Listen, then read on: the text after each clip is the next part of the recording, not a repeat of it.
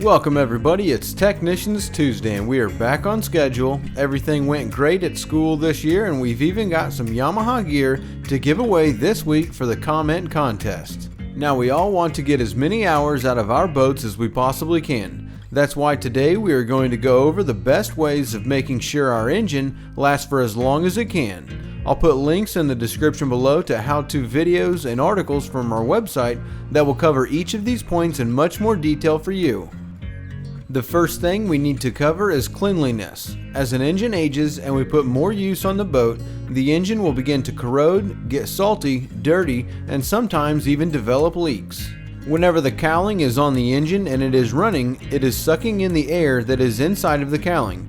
If the engine is completely covered in salt, moisture, and dirt, then that means that it is breathing in all of that dirty air, which is going to be doing damage to the internal components of the engine, usually wearing out the valves and other internal components quicker than normal, which is why we have a video about how to go about cleaning your engine, and you can click the card in the top right hand corner to check that out. Now, if having clean air is important, then you can probably guess how important it is to have clean fuel. Of course, it is recommended to use non-ethanol fuel, but it's also understandable that there are some places where that is not available, which is why you need to know that ethanol is alcohol and it is made from corn. This means that when running ethanol fuel, the engine is basically running leaner or not getting all of the fuel that it needs. Most engines from the past decade or so are built to run on no more than 10% ethanol. If ran on 15% ethanol, usually within under 300 hours, it will burn out the valves and destroy the engine. It's also important to know that you don't want to store fuel because it breaks down and spoils. Just like milk does, if milk is left out in the sun for 24 hours, you aren't going to want to drink it.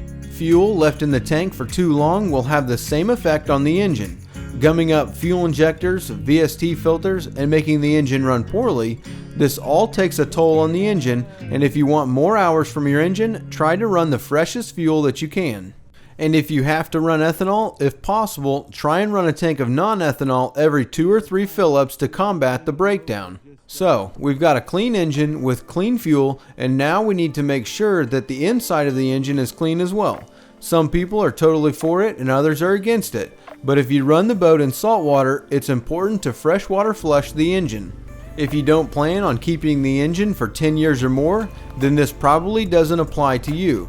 But running salt away once a season and freshwater flushing the engine after each use will help to prevent salt from building up inside of the engine's cooling passages, causing the engine to run hotter, wearing out the internal components quicker than they should, as well as corroding away and eating at the engine from the inside out. We've seen certain engines where the corrosion will eat a hole from the cooling passages into the oil passages, and water and the oil is never a good mixture. The best example for this are the 2001 to 2004 Yamaha F225 4-strokes.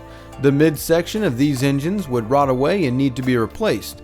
This is a defect in this engine, but it's a good example of what eventually happens on the inside of an engine.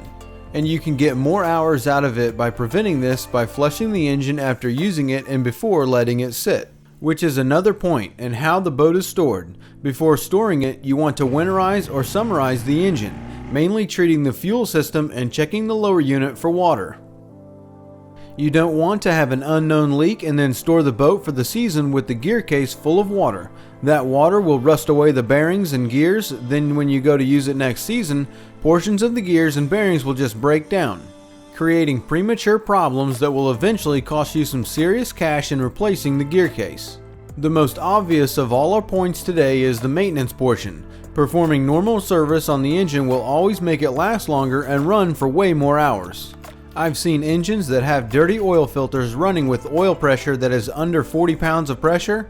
After changing the oil filter, they would come up to over 70 pounds of pressure, and that is a lot. And the internal damage that comes with running an engine with low oil pressure for extended periods of time will shorten the life of that engine, and you don't want to be the person that is paying the bills for that engine.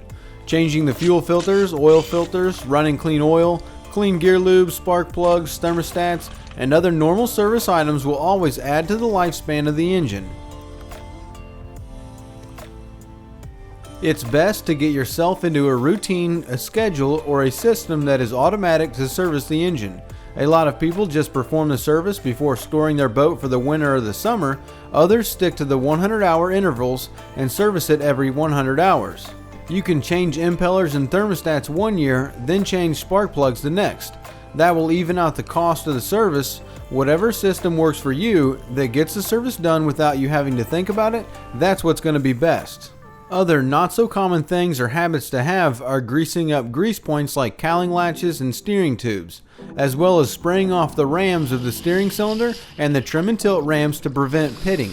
These rams can begin to pit and tear up the seals, allowing water to enter into the system, causing internal damage and costing you money. So getting the habit to spray them off after every use and then checking them once a year will save you money and add to the life of these components. Now, the last thing we want to cover has to do with the operation of the boat. They may seem obvious, but you will want to know about them because if you don't, then you won't be getting the best fuel economy that you could. For shifting and throttling, if you have digital throttle and shift, this doesn't apply to you, but for everyone running control cables, this does. We've seen it a lot, and that's damage to the lower unit because of slow shifting. Slow shifting grinds the clutch dog that is inside of the lower unit, and that will shorten the life of that lower unit. There are 5 positions on a control box: reverse wide open throttle, reverse detent, neutral detent, forward detent, and wide open throttle. When shifting a boat, it's not like an airplane. You want to shift quickly and then wait. When going into gear from neutral, you want to quickly pop it into that forward or reverse detent to keep the clutch in the lower unit from grinding. Then when returning to neutral from gear, you want to come back to that detent and let the engine RPMs come down before returning to neutral. That will make the lower unit last way longer, and if you're going from forward to reverse, you want to pause for a second in neutral to allow the clutch to slow down. Remember that forward is spinning one way and reverse is spinning in the complete opposite direction. If we go straight from one to the other, then that clutch will go from spinning in one direction to sudden stoppage and immediately spinning the other way.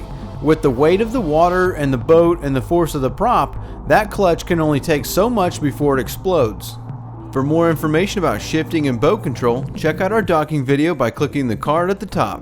Now, before the last tip, which will save you at the pump, you'll want to get subscribed to the channel, follow us on Instagram, and drop a comment below with a hashtag Yamaha to be eligible to win this Yamaha hat and this Yamaha Marine University Glasses Keeper. Our last tip on getting more hours from your engine has to do with the RPMs and cruising speeds that we run in. It may sound strange, but occasionally running the engine at wide open throttle is actually good for the engine. It helps to bring the engine up in temperature, and it helps to burn out carbon deposits that can build from running the engine at low idle for too many hours, such as long no-wake zones and lots of time spent trolling with only a couple thousand RPMs. These low speeds will allow that carbon to build up, and if you don't use ring-free or quick clean, then that carbon will eventually cause damage to the engine and shorten its life.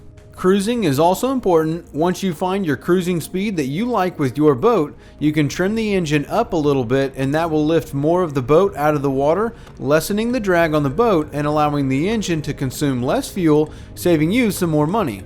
This is because when the engine is trimmed down, the prop angles upward toward the surface of the water, pushing the back up and the bow down, plowing the boat through the water.